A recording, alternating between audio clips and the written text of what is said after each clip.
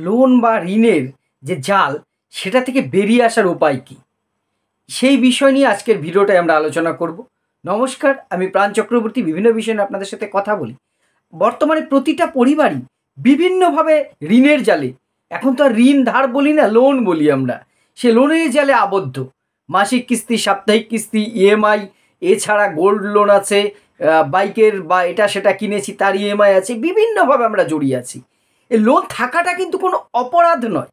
মানুষের প্রয়োজনে বিপদে মানুষ ঋণ করবেই, এটা কোনো অন্যায় বা অপরাধ নয়। কিন্তু সঠিক পরিকল্পনা করে যদি আমরা না চলি, দিন দিন দেখবেন এই ঋণ বা লোনের বোঝা কিন্তু আপনার বাড়তেই থাকবে। আজকে একটা লোন নিয়ে আপনি চলছেন, কিছুদিন পরে তার এগেনস্টে দেখা গেল আপনাকে আর একটা নিতে হচ্ছে। এইভাবে দেখবেন এই সপ্তাহে এই লোনের কিস্তি, পরের সপ্তাহে ওই লোনের কিস্তি, সাধারণ মধ্যবিত্ত নিম্নবিত্ত নাজেহাল হয়ে গেছে। আপনাদের অনেকেরই হয়তো সেই রকম অভিজ্ঞতা আছে। রাতে ঘুমোতে যে চিন্তা করতে হচ্ছে আগামীকাল লোনের কিস্তি আছে। এখান থেকে বেরোনোর কতগুলো সহজ উপায় আছে। তার আগে আমি বলবো, প্রথমে নতুন ঋণ করবার আগে একটা জিনিস আপনি ভাববেন যে সেই ঋণ বা লোন করে যে জিনিসটা আপনি করতে চাইছেন সেটা আপনার কি খুব প্রয়োজন, নাকি সেটা আপনার অ্যাডিশনাল বিলাসিতা। যদি বিলাসিতা হয়, আমি বলবো আপনি এই মুহূর্তে সেইটা পারচেস করবেন না বা সেই কাজটা থেকে বিরত থাকুন। আপনার মেডিকেল ইমার্জেন্সি, কোনো বিয়ে বা পারিবারিক কোনো সমস্যা, বাড়িটা রিপেয়ার না করলে হচ্ছে না, আপনি লোন নিয়েছেন, অবশ্যই প্রয়োজন। কিন্তু যদি আপনাকে এখন লোন নিয়ে একটা বাইক কিনতে হয়, টিভি কিনতে হয় বা একটা গয়না বানাতে হয়, আমি বলবো সেটা কিছুদিন পরে করুন।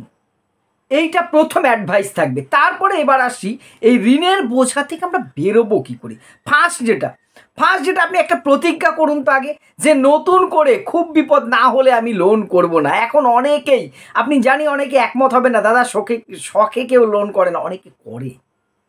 প্লিজ, যে নতুন করে আমি এবছর, সামনের 1 বছর অন্তত, ঈশ্বর না করুন কোনো বিশেষ বিপদে আপনি না পড়েন, কোনো লোন করব না। আর যে লোনটার মধ্যে আমি রয়েছি সেটা থেকে বেরিয়ে আসব।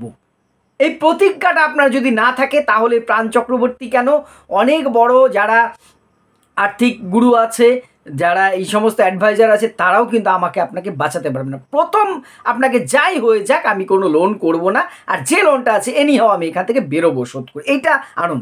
আর প্রথমে দেখবেন অনেকেরই অনেকগুলো লোন আছে, এই কিস্তি একবার দিচ্ছে, সেই কিস্তি একবার দিচ্ছে। আপনি একবার ভাবুন, আজকেই ওই ব্যাংকের কিস্তির যে বইটা নিয়ে বসুন, কোনটায় দেখুন হিসেব করে ইন্টারেস্ট বেশি। যেটার ইন্টারেস্ট বেশি সেটাকে আগে শোধ করবার চেষ্টা করুন। কম ইন্টারেস্টটাই কিন্তু আপনাকে কম ভোগাবে। যত কিছু লোনে আছে খুব বেশি ইন্টারেস্ট, সেটাকে ভোগান।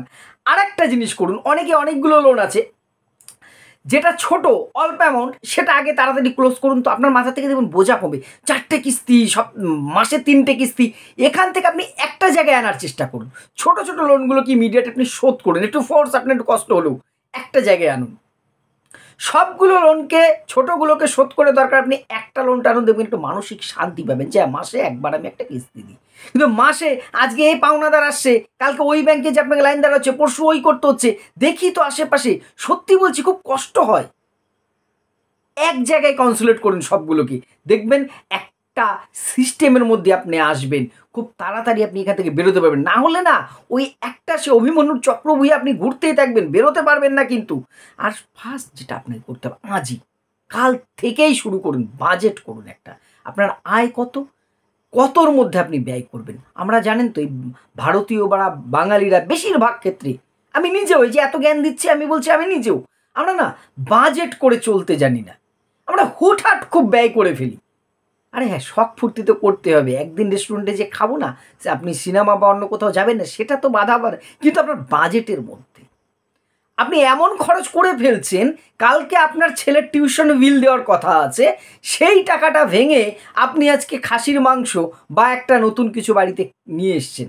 হ্যাঁ, ভাবছি আপনার ভালো লাগে পরিবারের সবাই মিলে আনন্দ করতে, কিন্তু না, এই বাজেটের মধ্যে থাকুন। আপনি ওজন বুঝে ভোজনটা করুন, দেখুন লোনের থেকে অনেকটা রিকভারি হবে।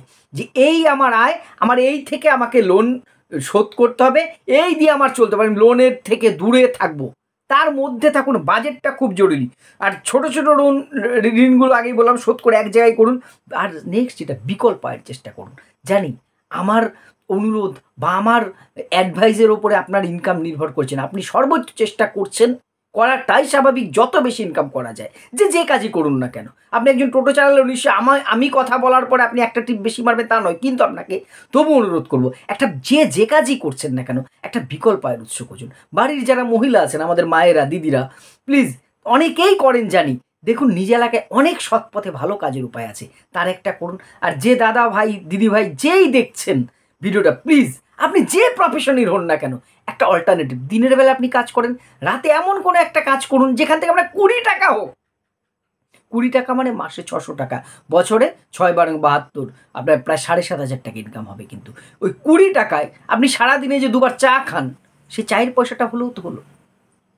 সন্ধেবেলায় শুধুমাত্র আড্ডা না মেরে, ওই টিভিতে ওই ডিবেটে না দেখে, এই মোবাইলে আমার ভাষণও না শুনে, হ্যাঁ আমি তাও বলছি, আপনি যদি একটা সাথে সাথে আরেকটা অল্টারনেটিভ কাজ করেন, যে কাজ আপনার দ্বারা হয়, যদি আপনি দুটো বাড়িতে জামা কাপড় ইস্ত্রি করেও 50 টাকা পান, আপনার ক্ষতি কি? সৎ পথে দাদা কাজ করব, অন্যায়ের কিছু করব না, কে কি বললো কিছু যায় আসে না, এই ধরনের একটা বিকল্প আয়ের রাস্তা আজকেই খুঁজুন।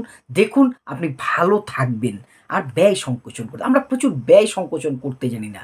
এই কি, আপনি একটু প্রতিজ্ঞা করুন মনে মনে যে অতিরিক্ত এক্সট্রা খরচ আমি করবো না। হুট করে বাইরে যেটা আমার প্রয়োজন নয়, বাড়ি থেকে খেয়ে বেরিয়েছি, তবু আমাকে অমুক জিনিস দেখলে খেতেই হবে, এই জিনিসগুলো কিছুদিন একটু বন্ধ করুন। একটু কম দামি জামা পোশাক পরুন, একটু কম দামি জিনিস ব্যবহার করুন না। দিদিদের, মায়েদের বলছি, আপনি রান্নার ক্ষেত্রে একটু বাঁচানোর জানি চেষ্টা করেন, আপনারাই সংসারের হাল ধরে আছেন, প্রত্যেকটা মধ্যবিত্ত, নিম্নবিত্ত, যেখানেই যায় না কেন মায়েরাই হাল ধরে আছেন, তবু একটু সাশ্রয় করুন না। তেল মশলা থেকে শুরু হোক না, সব কিছু থেকেই দেখুন একটু উপকার পাবেন। এই ছোট ভাই দাদার কথা একবার শুনে দেখুন, একটু হলেও, একটু আসুন আমরা ব্যয় সংকোচন করি। আমাদেরকে ভালো থাকতে হবে, আমাদের কথা কেউ ভাববার নেই, আমরাই পারি আমাদেরকে বাঁচাতে, কিন্তু একটু ব্যয় সংকোচন করুন। আর যে সমস্ত লোনগুলো আপনার আছে, প্লিজ সময় মতো পরিশোধ করুন। একটা কিস্তি মিস মানে ইন্টারেস্ট বেড়ে যাওয়া, যে কোনোভাবে তাড়াতাড়ি শোধ করুন। আর এক্সট্রা পয়সা যদি আপনার হাতে কোনোভাবে আসে, দুটো কিস্তি এক্সট্রা মিটিয়ে দিন, তাড়াতাড়ি শোধ করবার চেয়ে। যখনই এক্সট্রা পয়সা কোনোভাবে আপনি পাচ্ছেন, অনেক সময় হয় আমরা বিভিন্নভাবেই, আপনি বাড়ির কিছু বিক্রি করলেন বা কোনোভাবে, সেইটা দিয়ে লোনটা আগে শোধ করুন। সেটা দিয়ে আপনি গয়না কিনতে পরে কিনুন, অন্য জিনিসটা পরে করুন। আপনার জানি একটা শখের জিনিস কেনার জন্য খুব দরকার, থাক, শখটা একটু চাপা থাক, লোনটা মাথার থেকে আগে সরান, দেখুন ভালো থাকবে।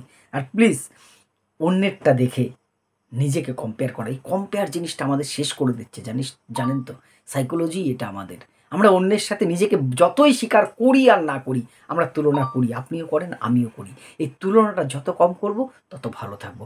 অন্যের বাড়ি হয়েছে, গাড়ি হয়েছে, ফোন দামি হয়েছে, হোক না, আমি যেখানে আছি, সকালবেলায় উঠে আপনি যে ধর্মের ঈশ্বরকে বিশ্বাস করেন, শুধু থ্যাঙ্কস জানান, যা আছি ভালো আছি। কারণ একবার তাকিয়ে দেখুন, আপনার থেকে অনেক মানুষ খারাপ আছে, আপনি ভালো আছেন। অর্থাৎ অন্যের দেখে নিজের বিলাসিতাকে প্রয়োজনীয়তা বানাতে যাবেন না, প্লিজ ভালো থাকবেন। আর ক্রেডিট কার্ড যারা ব্যবহার করছেন, জানি এটা ভালো জিনিস, কিন্তু আমার একটা ব্যক্তিগত অনুরোধ, যারা সঠিক নিয়ম জানেন না, প্লিজ ক্রেডিট কার্ড থেকে সরে দাঁড়ান। আমি ব্যক্তিগত অভিজ্ঞতার থেকে বলছি এটা। আপনার যদি 1 টাকাও ডিউ থাকে, সেটার যদি আপনার 1 টাকায় কী হবে, ওর ইন্টারেস্ট আপনাকে কিন্তু ভোগাবে। ক্রেডিট কার্ড থাকলে কিনতে খুব মজা লাগে, কোনো জায়গায় পয়সা লাগে না, কার্ড পাঞ্চ করলে সব পেয়ে যাচ্ছে হাতের মুঠোয়। এই ক্রেডিট কার্ড নামক এই জিনিসটাকে আপনি স্যারেন্ডার করুন। এর স্যারেন্ডারের উপায় আছে, অনলাইনে টোল ফ্রি নম্বরে ফোন করুন, ব্যাংকে যেয়ে প্রেয়ার দিন, অনলাইনে প্রেয়ার দিন, যে কোনোভাবে এটাকে বন্ধ করুন, কিছুটা ভালো থাকবেন। এটা উচ্চবিত্ত যাদের কোনো টাকার অভাব নেই তারা ব্যবহার করুন। আপনার জন্য আমার 2টো ক্রেডিট কার্ড ছিল, আমি 2টোই স্যারেন্ডার করে এসেছি ব্যাংকে যেয়ে, কারণ দেখেছি আমি পোষার যোগ্য আমি নই।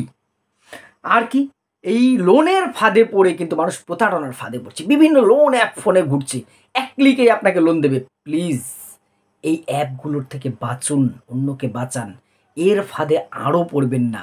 এরা কিন্তু আপনাকে দেউলিয়া করে দেবে, শেষ করে দেবে, এরা এক একটা ফ্রড। এই লোন দেওয়ার অ্যাপ থেকে বিভিন্ন এই যে মোবাইলে আসে মর্টগেজ লোন, কোনো প্রমাণ ছাড়া লোন, 1 ঘন্টায় লোন, 2 ঘন্টায় লোন, এই আপনার আমার প্রয়োজনটাকে এরা ফাঁদ হিসেবে ব্যবহার করছে। প্লিজ এই ধরনের লোনের ফাঁদ থেকে নিজে বাঁচুন, অন্যকে বাঁচান। যে উপায়গুলো বললাম একটু মেনে দেখুন, কিছুটা উপকার পাবেন।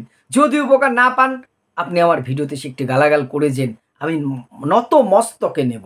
আর আপনাদের কি মনে হয় কমেন্ট করে অবশ্যই জানাবেন। ভিডিওটি ভালো লাগলে শেয়ার করে পাশে থাকবেন। ধন্যবাদ।